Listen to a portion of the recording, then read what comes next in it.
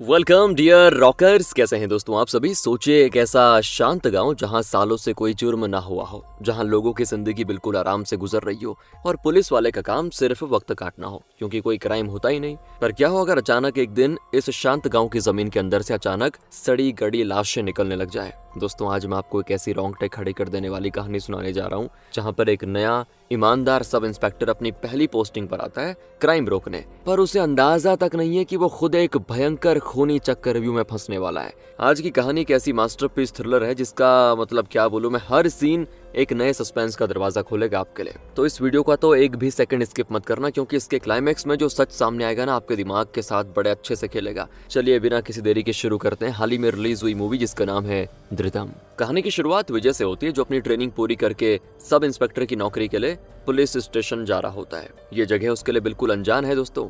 इस गांव में वो पहले कभी नहीं आया था, इसीलिए वो थोड़ा नर्वस भी होता है। लेकिन उसका चाचा जो एक रिटायर्ड डीवाईएसपी है, वो उसको कॉल पे समझा देता है कि बेटा चिंता मत करो, वहाँ के पुलिस स्टेशन में काम करने वाला एएसआई कृष्णन मेरा पहचान वाला है, वो तुम्हारी सारी चीजें अच्छे से तुम्हें बता देगा। तो इसीलिए विजय बड़ा कॉन्फिडेंट होकर पुलिस स्टेशन आ जाता है और सभी लोग उसका स्वागत बढ़िया तरीके से करते हैं। यहाँ कृष्णन विजय को बाकी सारे कांस्टेबल्स वगैरह से भी मिलवाता है, जिसमें हेड कांस्टेबल बालन, सत्या और बिबेश और 2 लेडी कांस्टेबल रीमा और विद्या शामिल होते हैं। इनके साथ एक और कांस्टेबल काम करता है आनंद नाम से, लेकिन अभी फिलहाल वो 2 दिन की छुट्टी पर गया हुआ है क्योंकि उसकी माँ की तबीयत खराब थी ज्यादा। तो इस तरह सभी से मिलकर विजय को बड़ा अच्छा लगता है, क्योंकि वो सारे बहुत ही अच्छे नेचर के लग रहे होते हैं, प्यार से बातें करने वाले हैं। विजय को ये भी पता चलता है कि पिछले 7 महीने से यहाँ की सारी जिम्मेदारी कांस्टेबल्स उठा रहे हैं, क्योंकि अभी तक कोई इंस्पेक्टर या सब इंस्पेक्टर की पोस्टिंग यहाँ पर हुई नहीं। यहाँ पर अक्सर अपराध कम होते हैं ना, इसीलिए डिपार्टमेंट भी उतना ध्यान नहीं देता। लेकिन अब जब विजय आ गया है तो उसको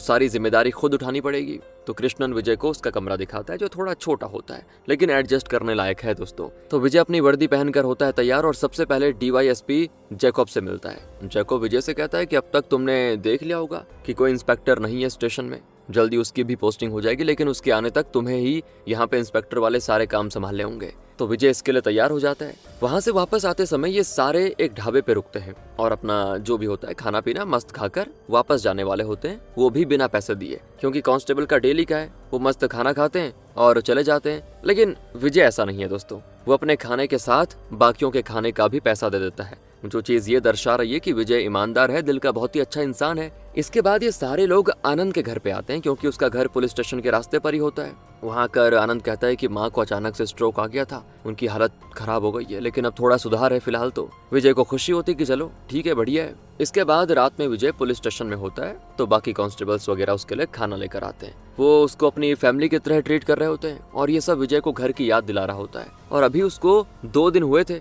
इतने में ही विजय सभी के साथ अच्छे से घुल मिल गया, मतलब सब कमाल के बंदे हैं। और अगली सुबह बाबू नाम का आदमी विजय के पास आता है, जो बार वगैरह चलाता है और थोड़ा इलीगल काम भी करता है। तो वो विजय को रिश्वत देने के लिए आया होता है, ताकि उसके काम में कोई भी दिक्कत ना आए। अब ये देखकर विजय को गुस्सा आता है, भड़क जाता है कि तुम्हारी हिम्मत कैसे भी रे मुझे रिश्वत देने की। तभी वहाँ पे कृष्णन आकर विजय से कहता है कि सर, हम हर महीने ऐसी छोटी मोटी रिश्वत ले लेते हैं, क्योंकि ये इलाका शहर से काफी दूर है। डिपार्टमेंट का बाथरूम जहाँ पे हम रहते हैं वो जगह एकदम टूटी हुई है, लेकिन कभी सरकार से कोई मदद नहीं आई, ना ही कोई काम वगैरह करवाया गया। हम अपनी सैलरी से तो ये काम नहीं करवा सकते, इसीलिए मजबूरी में ये करना पड़ता है, रिश्वत वगैरह छोटी छोटी। अभी सुनकर विजय सोचता है और कहता है ठीक है, जो सही लगे करो। तभी पुलिस स्टेशन में कॉल आती है, जहाँ पे बताया जाता है कि कहीं पर झगड़ा हो रहा है। इसीलिए विजय तुरंत उस जगह पे जाता है और झगड़ा कर रहे 2 लोगों को थाने लेकर आ जाता है। तो पहला वाला बंदा दूसरे पे आरोप लगाता है कि ये मेरे घर के बाहर नशा कर रहा था, मैंने इसको रोका तो मुझे मारने लगा। और चेक करने पर दूसरे बंदे के पास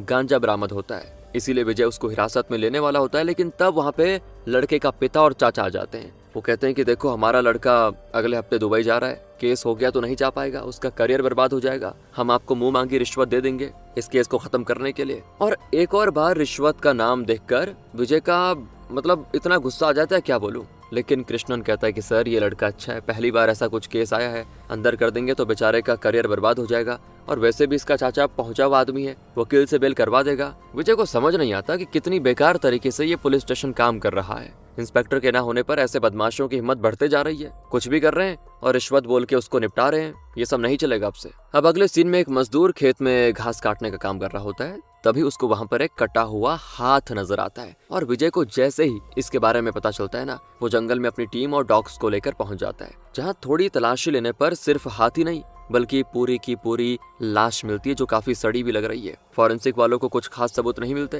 क्योंकि कल रात बहुत बारिश हुई थी और उसी के चलते जो भी सबूत हो सकते थे वो सभी मिट गए थे। इसीलिए विजय लाश को पोस्टमार्टम के लिए भेज देता है और टीम को सभी लापता हुए लोगों की फाइल्स चेक करने के लिए कहता है कि क्या पता कोई जो लापता हुआ हो वो इस लाश से कुछ मैच कर जाए। अब आ जाती पोस्टमार्टम रिपोर्ट। डॉक्टर बताता है कि लाश करीब 4 से 5 दिन पुरानी है, एज में लगभग 30 से 35 साल की होगी और शरीर पर चोटों के निशान है, मानो मारने से पहले किसी ने बहुत खतरनाक तरीके से लड़ाई की हो और मरने की वजह है सर के पिछले हिस्से में गहरी चोट का लगना। तो सारी रिपोर्ट्स के मुताबिक विजय अपनी जांच शुरू कर देता है। अब देखो, रिकॉर्ड के हिसाब से तो इस गांव में कभी अपराध नहीं होते थे, लेकिन विजय के आते ही हत्या का मामला शुरू हो गया। इसीलिए वो जल्दी से जल्दी काम करने की सोचता है ताकि जो पहला केस है वही बढ़िया तरीके से सॉल्व हो जाए। अब इसके बारे में कृष्णन विजय को बताता है कि किसी लापता इंसान से वो लाश मैच नहीं हुई, ना ही आजकल में किसी के लापता होने की कोई रिपोर्ट दर्ज हुई है। अब इसीलिए पता लगाना कि वो लाश किसकी है बड़ा मुश्किल लग रहा है। तो विजय दोबारा से क्राइम स्पॉट पे जाता है दोस्तों, ताकि वहाँ से क्या पता कोई सबूत मिल जाए दोबारा चेक करने पर, लेकिन वहाँ से भी कुछ नहीं मिलता, मानो कहीं और हत्या की गई हो और यहाँ पे लाके फेंक दिया हो। तो विजय ना जिसकी जमीन पे लाश गिरी थी उस आदमी के घर पे जाता है, जो कि रेजी नाम का आदमी है दोस्तों, और पूछताछ करने पर वो बताता है कि जमीन तो काफी टाइम पहले से खाली है, कल ही मजदूर भेजा था मैंने सफाई के लिए, हो सकता है खाली रहने का फायदा किसी ने उठा दिया हो और ऐसे किसी को मार के फेंक दिया हो। तो विजय अब उससे उसके परिवार के बारे में पूछता है, तो वो कहता है कि मेरा परिवार शहर गया है शादी में, 1 हफ्ता हुआ है, परिवार में बेटा है 35 साल का। अब ये सुनकर विजय अपनी टीम से कह के रेजी के बेटे का पता लगाने को कहता है, क्योंकि वो लाश भी करीब 30 से 35 साल के आदमी की है, तो कहीं ये उसके बेटे की लाश तो नहीं। अभी दोस्तों ये लाश की मुसीबत कम ही नहीं हुई थी कि अगले ही दिन खबर आती है कि एक फाइनेंस कंपनी में चोरी हुई है। ये कंपनी लोगों को सोने और उनकी जमीन के बदले इंटरेस्ट पे पैसा दिया करती थी। वहां पहुंचने पर तो विजय देखता है कि एक तिजोरी गायब है और खिड़की टूटी हुई है। तो मैनेजर कहता है कि तिजोरी में 1 किलो सोना और 50 लाख कैश था। सीसीटीवी देखने पर पता चलता है कि 3 लोग रात को चोरी करने आए थे मास्क लगाकर, और उन्होंने सीसीटीवी पे पहले स्प्रे किया और फिर तिजोरी लेकर भाग गए, लेकिन तिजोरी इतनी हल्की नहीं थी कि 3 लोग आराम से लेकर निकल जाए। तो विजय बड़ा अंदाजा लगाता है कि शायद चौथा आदमी भी रहा होगा इन तीनों के साथ, जो गाड़ी लेकर आया होगा और गाड़ी में तिजोरी को डालकर सभी भाग गए होंगे। तो अब गांव वाले हंगामा करने लग जाते हैं, क्योंकि चोरी होने वाली चीजें उन्हीं की थी जो उन्होंने कंपनी में दी थी, लेकिन अब उन्हें उसके पैसे वापस चाहिए। दोस्तों विजय जब वहां से जा रहा होता है तब वो लोगों की भीड़ में एक बंदे को नोटिस करता है, लेकिन होता यही कि विजय को देखते ही वो बंदा वहां से चला जाता है। अगले दिन विजय उस फाइनेंस कंपनी के मालिक साजी और मैनेजर से पूछताछ करता है, कहता है कि आप लोगों को किसी पे शक है क्या जो ऐसा कर सकता है। तो वो लोग कहते हैं कि मनोज नाम का आदमी 1 हफ्ते पहले हमें धमकी देकर गया था कि वो हमें सबक सिखाएगा। पैसे तो मनोज ने लोन पे ले लिए, लेकिन वापस करने के टाइम नाटक करते हुए धमकी दे रहा था, इसलिए हो सकता है ये काम मनोज का हो। तो इसीलिए विजय उनके बयान को दर्ज कर लेता है और बाकी स्टाफ से उसको पता चलता है कि ये कंपनी से अक्सर लोगों की दुश्मनी रहती है, क्योंकि कंपनी के व्यवहार अच्छे नहीं है, पैसा वापस लेने में बहुत ही सख्त है और हमेशा इंटरेस्ट रेट हद से ज्यादा बढ़ा देते हैं, जिसके चलते लोगों का घर तक बिक चुका है। अब ये सुनकर विजय को फिर शक होता है कि गांव का ही कोई होगा जिसने चोरी करी है, शायद उसका नुकसान हुआ होगा कंपनी से, तो बदले की खातिर उसने ऐसा किया होगा। अब वो विवेश और आनंद से कहता है कि रात को तुम्हारी ड्यूटी वहीं थी ना कंपनी के आसपास। तो वो दोनों कहते नहीं सर, हमारी ड्यूटी तो तालाब के पास थी। तो इसीलिए विजय अपनी बाकी इन्वेस्टिगेशन शुरू करता है। इन्वेस्टिगेशन के लिए सबसे पहले वो मनोज के घर पे जाता है। वहाँ पे होती उसकी पत्नी, जो कहती कि सर मनोज तो 1 हफ्ते से घर नहीं आए, काम के सिलसिले में अक्सर बाहर जाते रहते हैं, जब वो यहाँ पे है ही नहीं तो वो चोरी कैसे करेंगे। अब ये सुनकर तो विजय का सर चकरा जाता है कि ये हो क्या रहा है, लेकिन अब उसको ये लगने लग जाता है कि 1 हफ्ते पुरानी लाश मिली है और मनोज भी 1 हफ्ते से गायब है, कहीं ये लाश मनोज की तो नहीं।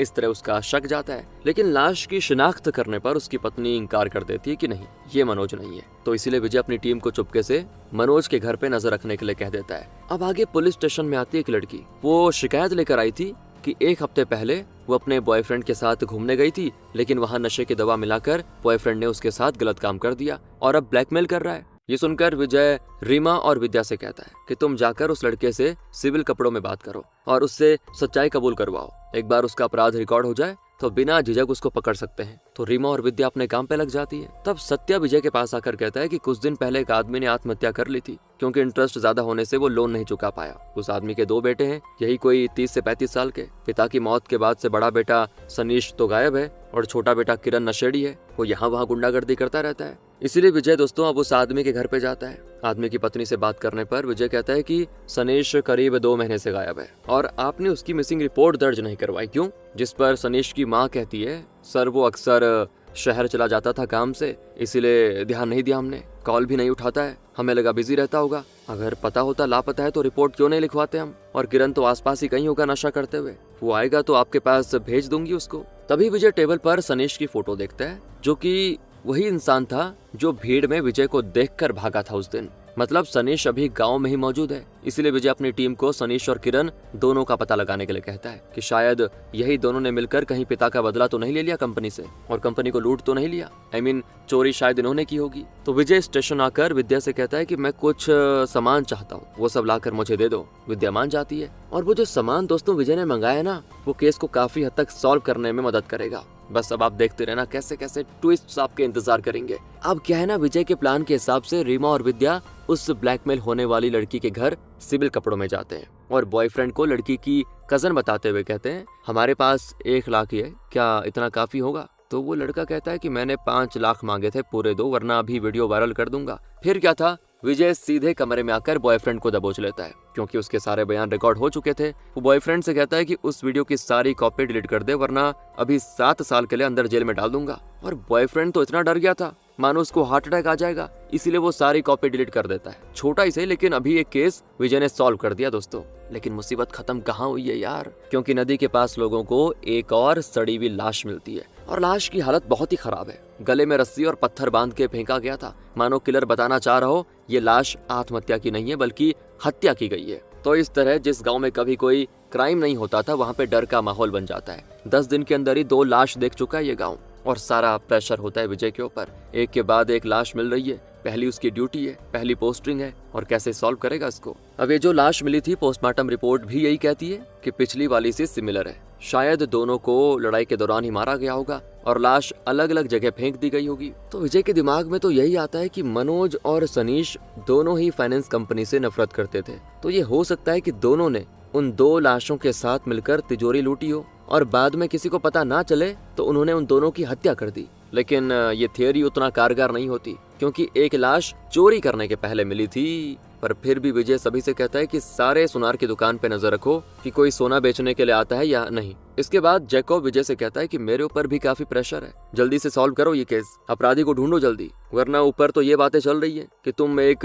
इनएक्सपीरियंस हो, दूसरी टीम को भेज दिया जाएगा नहीं तो। विजय हो जाता है परेशान कि यार ये तो कलंक लग गया मुझ पे, इनएक्सपीरियंस बोल रहे हैं, अगर दूसरी टीम आई तो शायद मेरा ट्रांसफर हो जाएगा और मेरी कोई वैल्यू नहीं रहेगी, मुझे कोई दोबारा बड़ा केस नहीं मिलेगा, जो कि विजय नहीं चाहता। इसलिए वो सभी कांस्टेबल से कह के पेट्रोलिंग एकदम कड़ी करने का ऑर्डर देता है, ताकि कोई सुराग बच ना पाए। तब तक दोस्तों पुलिस स्टेशन में किरण भी आ जाता है, जिसे उसकी माँ ने यहाँ पे भेजा था। विजय उससे सनीश की लोकेशन पूछता है, लेकिन किरण को तो कुछ पता ही नहीं है, इसीलिए अभी फिलहाल के लिए तो वो जाने देता है विजय। तभी दोस्तों गाँव वाला पुलिस को कॉल करके कहता है कि जंगल के पास उसने एक आदमी को लाश ले जाते हुए देखा है। इसीलिए विजय की टीम जल्दी जंगल जाती है। वहाँ उसकी नजर लाश पे पड़ती है, जिसकी जेब में सोने की चेन भी मौजूद थी। विजय ये देख ही रहा था कि तभी कोई पीछे से उस पे हमला कर देता है, और बचाव में आए कांस्टेबल पर भी हमला करके वो अपराधी भाग जाता है। उसके बाद तो कृष्णन और बाकी विजय को और उस दूसरे कांस्टेबल को हॉस्पिटल में लेके जाते हैं। वहीं जो लाश और सोना था बरामद हो गया था, मतलब जो उस लाश के पास था, लेकिन अपराधी भाग निकला था। तो एक तरफ से देखें तो लगभग विजय ने किलर को पकड़ लिया था, लेकिन वो भाग निकला।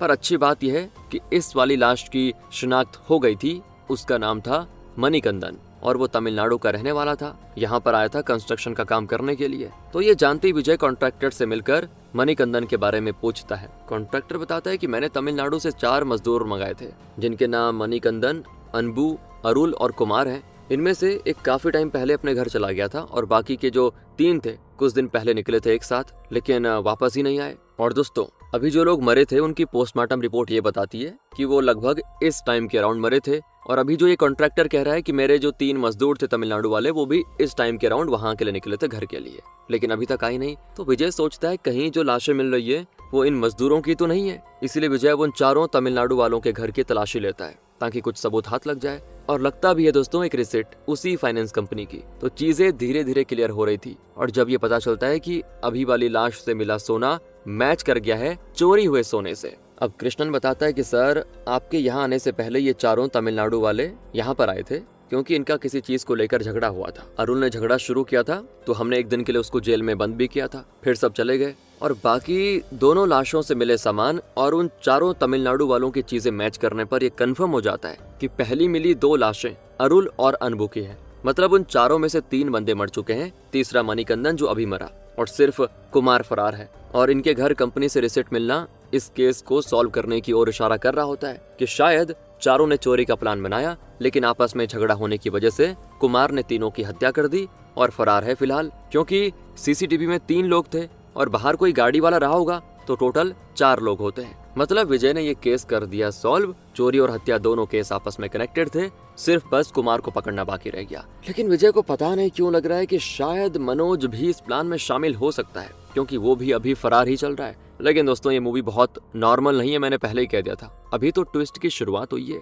रुकिए जरा। दूसरी तरफ हम कंपनी के मालिक साजी को देखते हैं। वो अपनी गर्लफ्रेंड के घर से रात को अपने घर की ओर जा रहा होता है लेकिन तभी एक मास्क लगाया हुआ आदमी उस पर कर देता है हमला। साजी अपने आप को बचाने के लिए कार में बैठ जाता है लेकिन टायर पंचर हो जाता है, इसीलिए वो हॉर्न मारकर आसपास के लोगों को बुला लेता है। अब ये देखकर वो मास्क वाला आदमी वहां से भाग जाता है। तब तक विजय भी उस जगह पे पहुंच चुका था और वो जैसे ही सुनता है अपराधी यहीं से भागा है तो पूरी टीम लगा देता है आसपास के इलाके को तलाशी करने के लिए। और इसी तलाशी में वो मास्क वाला पकड़ा जाता है जो कि असल में सनेश था, जिसके पिता ने लोन के चक्कर में आत्महत्या कर ली थी। वही सनेश जिसका भाई किरण है, वही सनेश। तो विजय उसको लेकर स्टेशन आ जाता है कि बता क्यों मारना चाहता था साजी को, जिस पर वो कहता है कि इंटरेस्ट बढ़ा बढ़ाकर लोन इतना कर दिया कि पिताजी ने सारी जमीन सब बेच दिया लेकिन लोन नहीं चुका पाए और आत्महत्या कर ली। बस उसी का बदला लेने के लिए मैं साजी को मारना चाह रहा था। तो विजय कहता है कंपनी लूटने में तेरा ही हाथ था ना, है?